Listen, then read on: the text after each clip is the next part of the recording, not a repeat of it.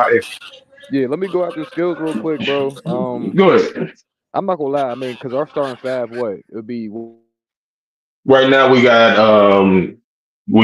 Harden, we got Powell, we got DJJ, Kawhi, and Zoo.